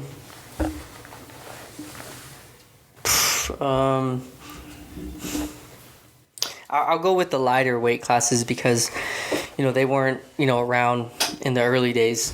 You know, the early UFC days. I'm talking light. I'm talking about bantamweights. You know, my favorite fighter of all time. My favorite fighter of all time, and I've been watching MMA since, you know, I've been a hardcore. Well, I guess not since 2010, but that's when I got really into, you know, watching combat sports, or actually watching MMA. Because before that, I was boxing. You know, when I was younger, I've been watching boxing since I was young. But you know, when I really started getting into MMA was in 2010. But one of my favorite fighters of all time, and he just retired recently, is Henry Cejudo. I just think that the guy is so complete, man. He's one of those fighters that, he has some early losses in his career, and they weren't against, you know, the best guys, you know, to ever do it. Really good guys beat him, but, you know, they weren't known to be like, oh, this guy is, you know, one of the best to ever do it. But what impressed me so much about Henry Cejudo, dude, is how much he evolved over the course of his career. And so I would pick Henry Cejudo against, I know this is like two recent guys, but I want to see Henry Cejudo versus Petr Yan. That would be my dream matchup. Yeah. You know, you guys took all the good ones, you know, the legends of the sport. I could have gone with Cain Velasquez versus Fedor. That's one I wanted to see, but someone already included Fedor. So yeah, I'll go with Henry Cejudo. I wish he never retired, and I would love to see him. Would have loved to see him fight a prime Piotr Jan, dude, because I know he lost his belt to Sterling, but that was a fluke. We all know Jan was kicking his ass. Controlling You know, that match. and Sterling just got lucky. He did a LeBron. But yeah, Henry Cejudo, man, is probably who I would bring out of, want to see him fight in his prime against Piotr Jan. If you haven't seen my favorite fight not of all time, but one of my favorite fights ever is Cejudo versus Marlon Moraes, when Henry Cejudo moved up, became double champ, beat Moraes for the bantamweight title. If you guys haven't seen it, you guys in this room and you listeners, if you haven't seen that fight, go watch it, because you'll be an instant fan of Henry Cejudo if you haven't seen that fight. Is that when Cejudo hurt his leg too? Or? No, that was against DJ, when he beat DJ for the belt. Yeah. That was a good one too. Mm-hmm. Oh, absolutely, that was awesome. But watch Moraes and Cejudo, and you'll see why I picked Cejudo, dude. He's a fucking beast. It would have been cool to see too. It was like old beef from the early Zuffa days. That rumor that Lightning Lee Murray knocked out Tito Ortiz in a nightclub, and he was a weight class above him.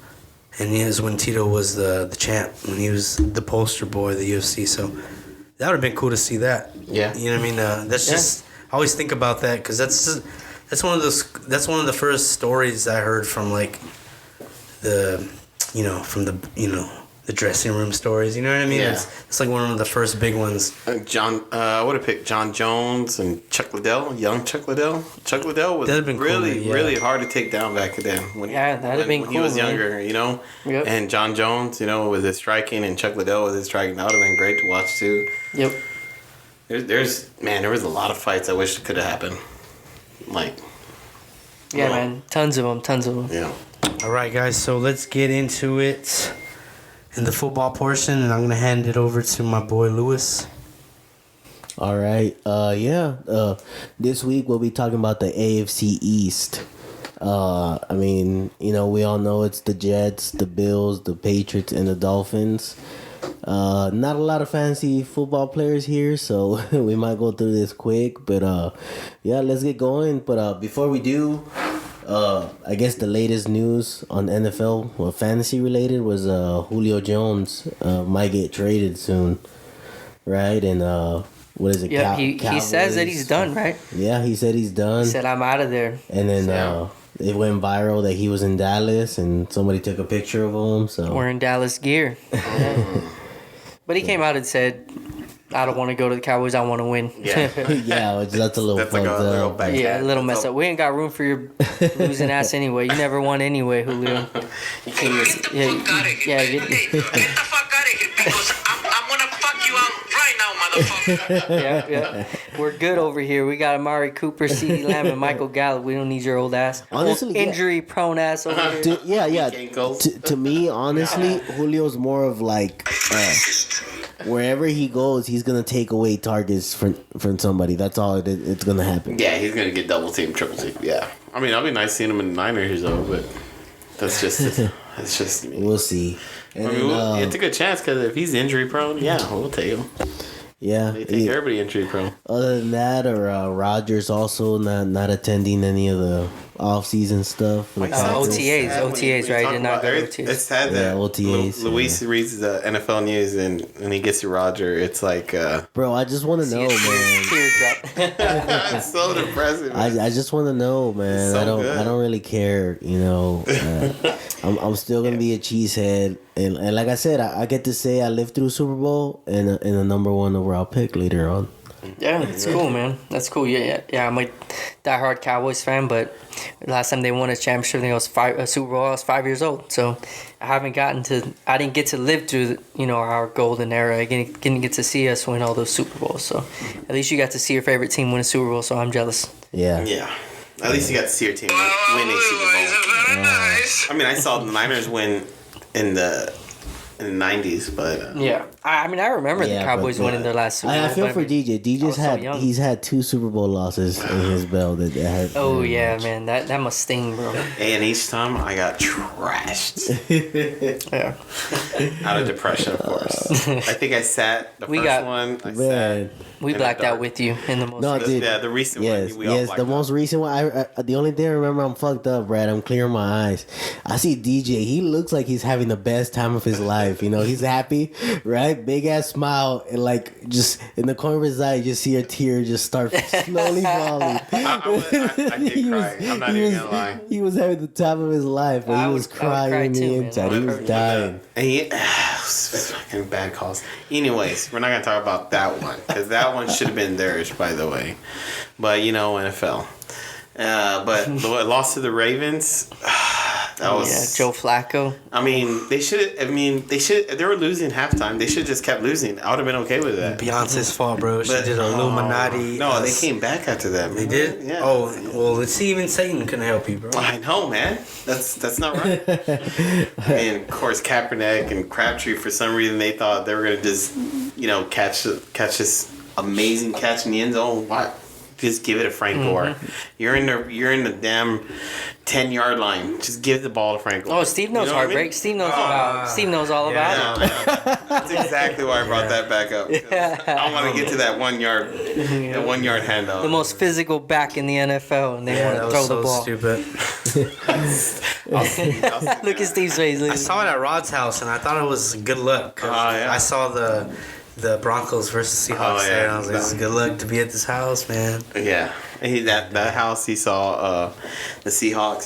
They beat the Niners, but fucking Seahawks, dude, throwing trash on Bowman when he's getting carted out. What kind of man. fans are that, man? I miss Disrespectful. the 12th man. That's Dude, and the then best and fan. then on top of that, they called that a fumble. He was obviously already on the ground with the ball in his hand. Then he let go because he realized his leg's broken. You know what I mean? Yeah, we've all been there. Des caught it, by the way. All right, so let's get over. going. We're gonna start with the Jets first, and we're gonna be talking about them. For sure, there's no question about it that Zach Wilson's gonna be their starting quarterback, right? Yeah. I mean, I would Yeah. think I so. mean, the only person there's another guy, James Morgan. yeah, and Derek or Mike White. Mike White, yeah, exactly. Yeah, no, Zach Who? Wilson, day one starter. Is there is there any Who the fuck is that guy? They're gonna be Is there playing that any- a lot in this Yeah, division. just in this get that division, ready because Steve. we're gonna talk about that a lot until we get to the Bills. is there any fantasy value in Zach Wilson? Maybe. No. Like maybe in a super flex? Well, you know what? I mean, in a two quarterback Yeah, league, yeah, Superflex? maybe, Yeah. he's a scrambling quarterback, right? Yeah, yeah. He It can has, run has for a yards. badass arm. He can run for man. yards Yeah. too. Yeah. I mean, rookies that do that, they have a good rookie year. Yeah, I it's mean, actually RG3. pretty successful. Well, you know, since we're talking about that, well, let's talk about his receiving options. I mean, they signed Not Corey too bad, right? Yeah, they Yeah. signed Corey Davis in the Jamison offseason. They still have Jameson Crowder. They had Braxton Berrios, who did pretty good last season. They also got Mims. Keelan Cole. Yeah, Keelan Cole, and they also got Mims too, which Yeah, right, he right, was right. he was a Denzel rookie Mims. last year. Yeah. Is there any of them that you would suggest to pick up in the later rounds when you're looking for a toss-up play? I mean, if I had to pick one of those guys, I'd pick Corey Davis, obviously. Yeah, of course, but I mean, you assume Corey Davis is probably gonna go what, like 7th, 8th round? You think that rookie's gonna Yeah, get probably around there. some snaps? You think that rookie's gonna come and play? Which one? Elijah Moore. Oh yeah, maybe he might be in the slot. You're right.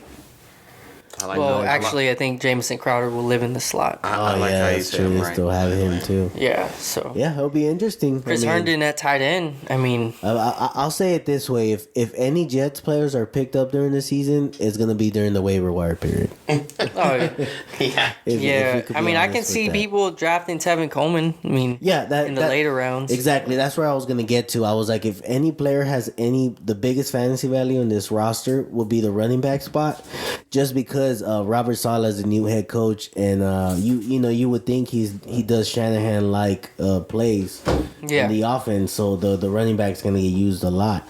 The only thing is they might be down in games a lot, so Yeah. they might not be able to run the ball as heavy as the Niners did. The Niners were always enjoying a comfortable lead.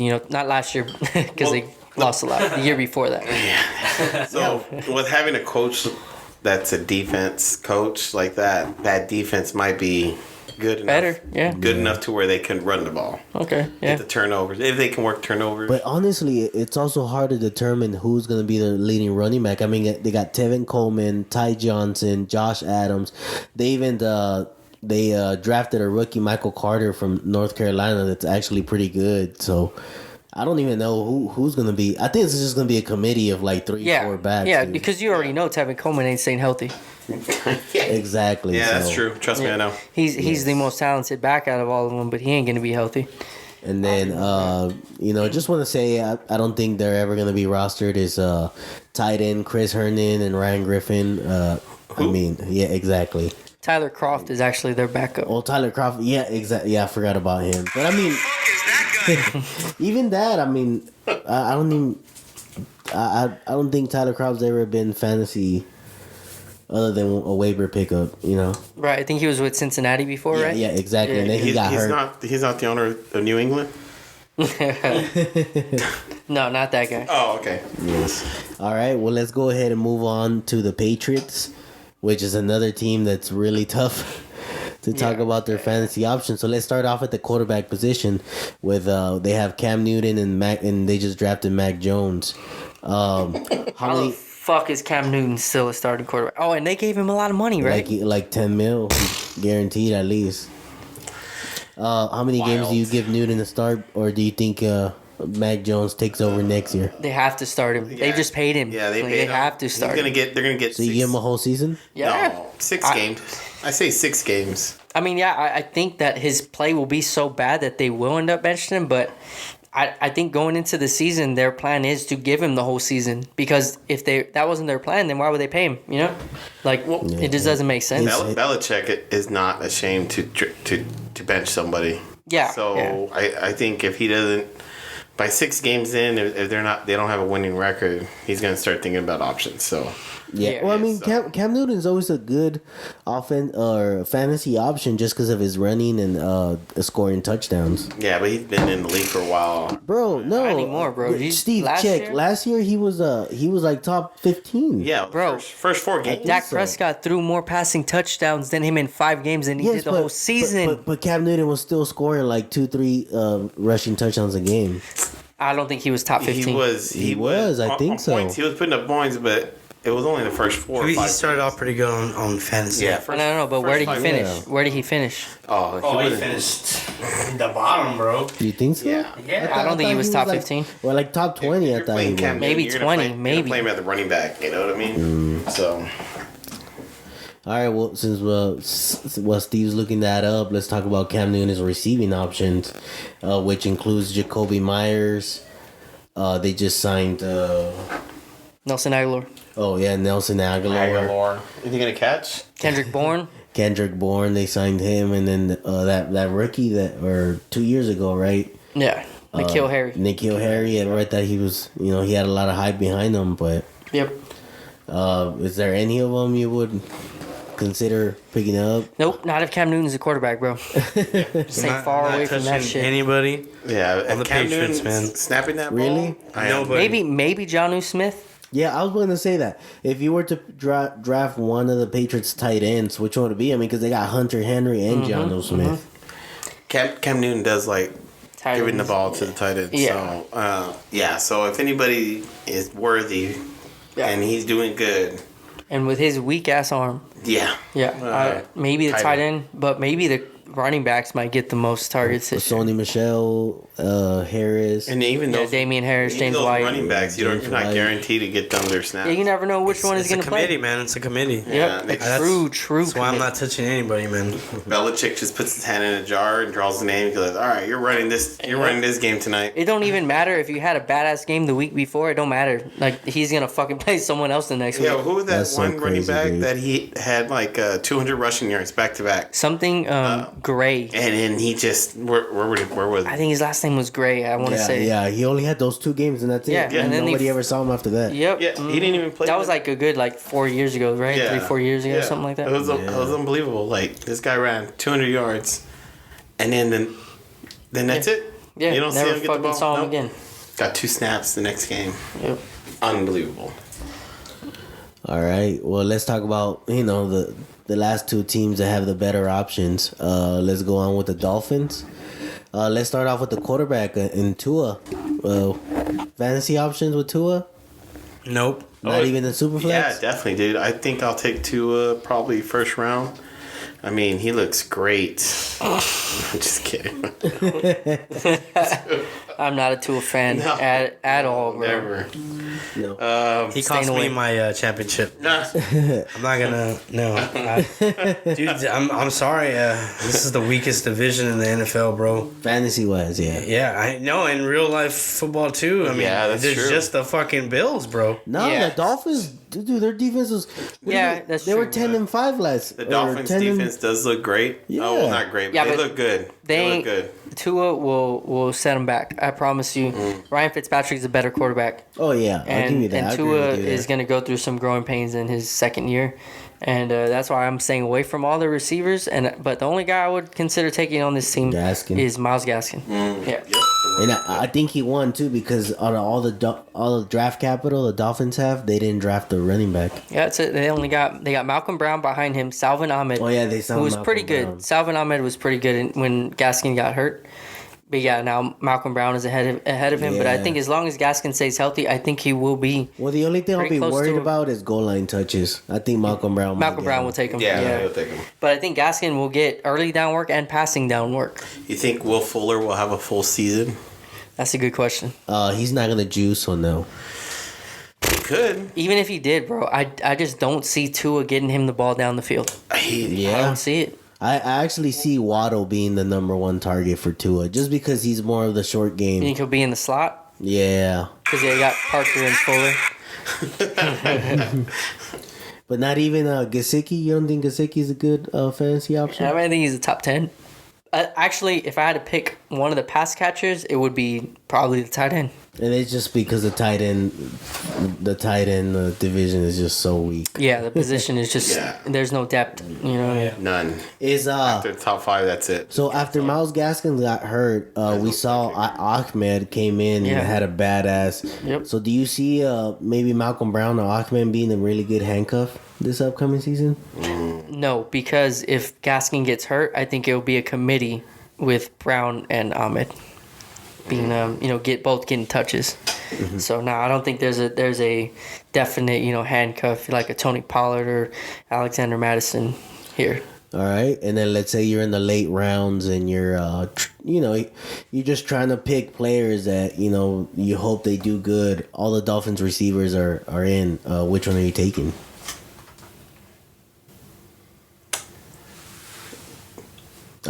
Personally, I'm taking Waddle. That's exactly what it is.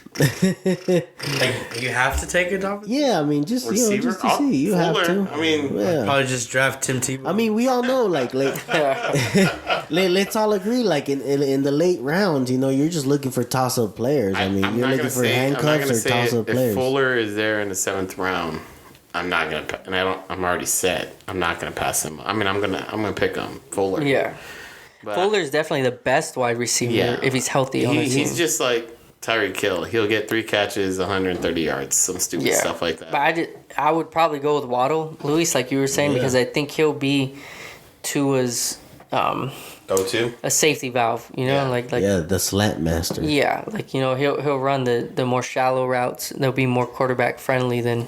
And I really, unless Tua proves me wrong, man, I just don't see him pushing the ball down the field to get Fuller those big plays that He we're can used to seeing scramble though, him. right? Is that true?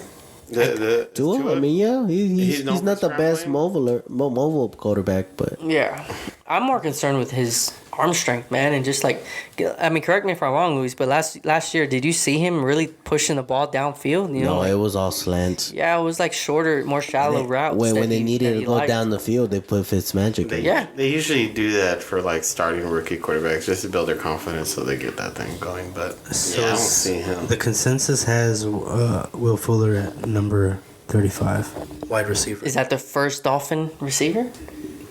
I don't know. It probably is. Yeah. Most likely, yeah. Most likely.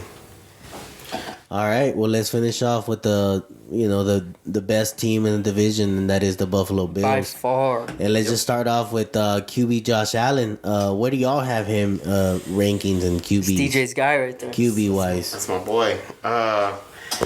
If you're one of those who drafts a quarterback first, you would probably draft either between him or Mahomes first. Yep, I agree. And then you're always going to get at least 2 people in the league of 10. They'll pick a quarterback first, so he might be gone in the first round. What's the Yeah. well? Let's say nobody's taking a quarterback, right? What's the longest you can hold on? Does without taking- somebody in y'all's league do they take quarterbacks early? I don't remember. I never played in y'all's league. I think Lamar Mahomes got- went on the 3rd round. They went Lamar- third. I drafted Mahomes, and I don't think I drafted him that early, did I? Yeah, you did because you went. You said you want to do different, so you went. It depends on what was there, what was available. But I know I didn't go first round. I would never draft I the think quarterback. somebody No. drafted Lamar Jackson in the first round. Yeah. Oh, No, yeah. in the second, Adrian, because He was drafted- first. Jackson was first. No, he got Michael Thomas and then Jackson. No, Jackson was the first quarterback. Yeah. But nah, let's say the players you play with are actually pretty smart, and they wait off right So fourth, fifth round, right? Right. So let's say it's coming to the 4th round. You taking them? No, 5th. Who's available? Josh What Allen. quarterbacks All the are available? quarterbacks. All of they're them. taking some. Yeah. I'm going Mahomes. You rather go Mahomes? I'd rather go Mahomes. Yeah, I go with Mahomes over Josh Allen. Everybody I'm would go sorry. over Mahomes over. Yeah, I think Except me. Allen is. Fuck Mahomes. I think Allen is 2. I can confidently say that Lamar Jackson has fallen way down my personal Oh, quarterback big time, ranking dude, list. big And I think time. everybody's really. But yeah, last year I made a big mistake. I drafted Lamar Jackson. So let's say Mahomes gets taken out in the 5th. It's are you and you're up next? Are you taking Josh Allen? Allen after is that? Allen on my quarterback board is number 2. Yeah. All right. Yeah, Number he's 2, clearly. Well, in mine, he's number 1, but And then Mine is different from a lot of people though, man. I got Mahomes 1, I got Allen 2, and I'm going Dak Prescott number 3, baby. That's how my top 3 are right now. All right, so the consensus has him as the number 2 quarterback. There you So go, yeah.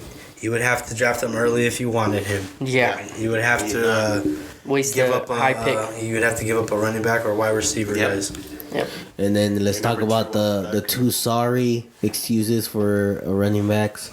I know, right, man? David Singletary and Zach Moss. I mean, I think Zach Moss is gonna have a year. I agree. I think- agree. I think he's gonna have a good year. It was his rookie year, and it wasn't like he was the main person he was under Singletary, so he was behind Singletary. So I think Singletary wasn't showing anything nice, and they threw him in there, and he was trying, but by the end of the year, he looked okay. He didn't look too bad. Yep. So I think this year might be different. He might be used to this. I think Singletary or Moss will do better if the other one gets injured. That's Yeah, that was the biggest one of the biggest disappointments for me last year, and kind of like one of the things that left me scratching my head was like how their offense was so good, but they just could not run the fucking ball, They dude. could've. Like I would be like, okay, man, this offense is looking good. They gotta be able to run the ball. I'm gonna pick this guy up off the waiver wire, and then he fucking gives me 3 points and shit, and Diggs is over there putting up 25, 28. Josh Allen is the one who's getting all the running. Yeah. Allen is leading the team in rushing. yeah. So- well, then that leads us to Diggs. Where do y'all have him at? Wide receiver, I top think 3. Top 3. Top for 3. Sure. Yeah. For sure. The consensus has Stephon Diggs as the number 3 wide Yeah. receiver. There you go. Yeah, I would too. I And mean, number 14 overall. honestly, I think he's gonna get the most targets again this year. I couldn't believe I got him. I mean, if it's hard to pick in the last- any receiver over Adams if Rodgers is playing. Exactly. Yeah. So yeah. it just depends. For me, it depends on if Rodgers is is good to go. Then I me- got Adams. For me, I got Adams, Diggs, and Hill. Yeah. Yeah. It sounds pretty good to me. If Rodgers plays. how far down? I know this is like actually we'll save it for when we talk about that division. What? I was gonna say, how far down do you think Michael Thomas goes? Because he's one of the guys that has been, he might go considered like- one of the top receivers in recent years. How far down does Devontae Adams go? Oh, if Rodgers don't play, He might go third, fourth round. Oh, I mean, dude, if you I'm look at staying away, dude. nah, if Further than that, He's Luis. gonna be the Michael Thomas. he was still obviously the number one target when Rodgers was Nah, gone. he's though. gonna Yeah, definitely yeah, go in yeah. the first round. He is the number one target, but He's still gonna go in the first. I think he's gonna go in the first round. I think if you're I'm smart, not- you don't touch Oh him. well, not in the first. Maybe the second round. The first, he's gonna definitely go dude, when the receiver. if I'm picking in the third round or fourth round, I mean, I wouldn't and pick Rodgers is like they've already come out and said, hey, Rodgers is not playing this whole season. If Devontae Adams is still there, and it's round, I'll just say 4 or 5, and I need a wide receiver, I'm picking Amari Cooper before I'm picking Devontae Adams. Oh, I am too. If Amari Cooper's still there, I'm picking Amari Cooper for Yeah, I mean, with no Rodgers. It does so. Rodgers not playing does so much damage to Devontae Adams' So- value for me. How early is it okay to pick up Diggs? Late first round, early second round. Yeah. You're gonna have to get him on the turnaround Yeah. if you want him. Yep. And then what I about agree. Cole Beasley? Is Cole Beasley getting drafted this year? Really low, but yeah, probably. He didn't I do mean, bad. he'd be a nice flex. He He didn't didn't do bad. terrible. I mean, with every other game he put up points. Yeah. He could be really nice in like It's literally just them PPR two or and yeah, PPR definitely. was it on Gabriel Davis? They have Emmanuel Sanders. PPR flex. Oh yeah, I forgot they signed Emmanuel that? Sanders. Who's that guy? But he'll take John Brown's spot. Yeah. Who the fuck is that guy? Exactly, man. Sanders. Have they had 1,000-year rushing passing yard? And then Receiving yards? Yeah. their tight ends. I know they have Knox, right? Kevin Knox and Dawson Knox. Dawson Knox, And then Jacob Smith. Hollister. I like Knox. Oh, they signed Jacob Hollister. Yes. Ooh. Yes. That should be interesting, but it's still a toss up. I mean, if you're willing to pick up one of those tight ends, it's gonna be in the waiver wire. It definitely is a toss up, dude, because Jacob Hollister is good. Either he's good or Russell Wilson just made him look good. Yeah, exactly. We're going to find It's probably out. Russell. Russell Wilson may look good. He makes everybody look good. He does. He does. Yeah, but yeah, that's it. That concludes our show this week, guys. Please don't forget to give us a like, give us a subscribe. Please follow us on social media. We are TDFK Podcast on Instagram, Facebook, and Twitter. And we also have a YouTube page. We like to post our podcast there.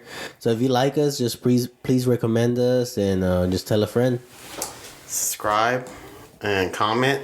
Interact. Please yeah, interact. like, Share. Yes. Some feedback. If you want to call Let us it- out on something we said and y'all disagree, feel free. You know? Absolutely. I mean, don't be an ass about it, but yeah. Yeah. Or you can be an ass. Yeah, well, yeah. You know what? It don't Nah, matter. don't be a troll. That's the Yeah, only you thing. can be an Don't be a ass. No, troll. it's alright, bro. We got something for Hey. twirls, bro. Yeah, hey, if you disagree with what we say or you think you have a give different you a shout opinion, out, man. yeah, You can go suck ahead it. and I mean, give us a comment. Yeah, go for it. Leave a comment.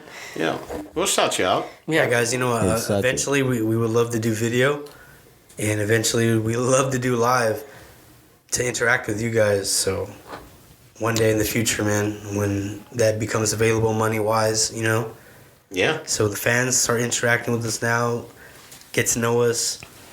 You know what I mean? I want it to be where if you saw us somewhere, you'd feel comfortable tapping us on the shoulder. You know what I mean?